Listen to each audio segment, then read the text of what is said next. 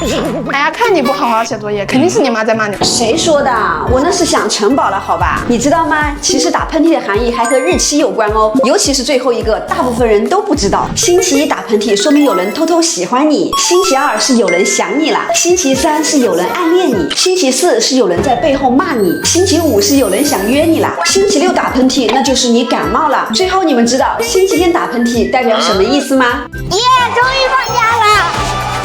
怎么网上还有人说没有放假呀？对呀，不同省份放假的时间都不同，他们的暑假天数也不一样哦。地域模式，西藏的暑假时间最短只有20天左右，但他们的寒假可是有足足70天哦。正常模式，像东北3省北京、天津、河南、河北以及西部的云贵地区，暑假大概只有40到50天左右。本来假期时间就不长，还留了一堆暑假作业，写完几乎没啥时间玩了。心动模式，而像我们江西以及浙江、湖南、湖北、安徽等地，暑假有60天左右哦。你可以1个月写作业，1个月疯狂 happy， 是不是想想就很开心呢？天堂模式，最让人心动的就是新疆了，暑假足足有70天哦。你们都开学了，人家还在享受假期呢。那你们都在哪个省呢？你们的暑假都有多少天呢？